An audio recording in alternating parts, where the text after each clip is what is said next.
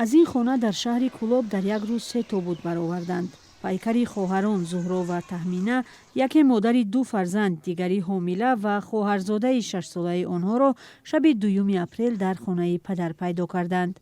والدان که در اتاق دیگر می‌خوابیدند از فریاد و کمک‌خواهی یکی از دخترانشان بیدار شدند. دخترام همش تای خونن. زورو قروش خری کم زورو تمام کدگی بده. زورو قطیم گم نزد. ابو بکر جان ماما جان بگیرم گفته تا سکاری آمدن تخمین قطیم گب زد. اوچه جان بگیرم که درد دارم. اوچه جان بگیر درد دارم. ای گفتم خانم سوخ بچم شما را کی تحریک کرد؟ اوچه جان یک کسیه دیدم و برستم مانندی کرد. با گمان قتل 3 نفر ولی سفرعلی شوهر زهرا قربانوی 28 ساله را بازداشت کردند. یک منبع در ریاست کارهای داخلی کولاب گفت نسبت به مرد با اتهام کشتن چند نفر با بیرحمی مخصوص پرونده باز شد. برای این از 15 تا 25 سال زندان یا حبس ابد پیش بینی شده است.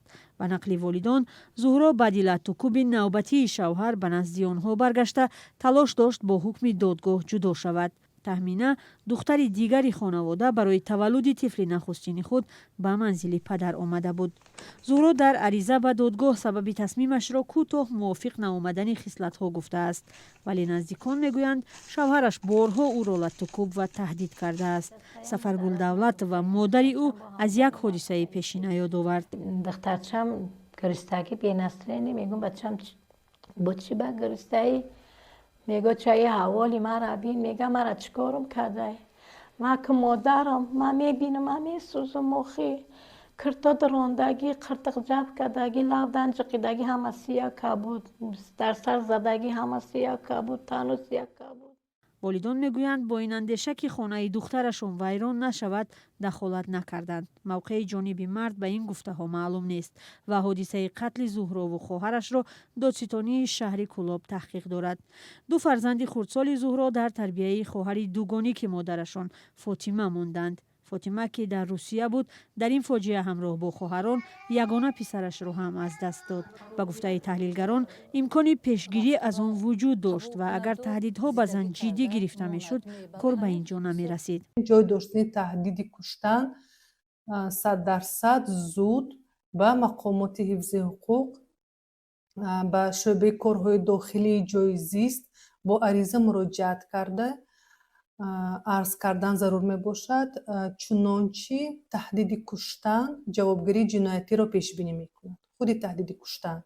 حقوقشناس دلفروز صمدوی میگوید زن برای آن شکایت نمی کند که از او خواسته می شود به خاطر نگهداری عائله در همه حالت سکوت ورزد.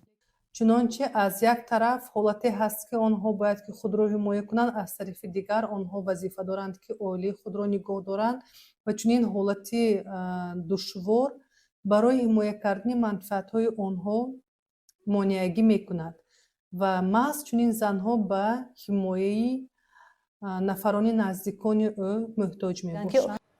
رئیس کمیته کار با زنان در تاجیکستان میگوید در یک سال اخیر موردهای زورآوری و جنایتکاری علیه زنان در کشور زیاد شده است. در دوره حساباتی 3609 عملهای زورآوری به قید گرفته شد که نسبت سال 2024 403 حالت زیاد میباشد. دقیق نیست که چند حالت آن به کشتار زنان وابسته است، اما مقامات انتظامی پیوسته از مرگ زنان با دست شوهرانشان در پی مناقشه های عائلوی گزارش میدهند.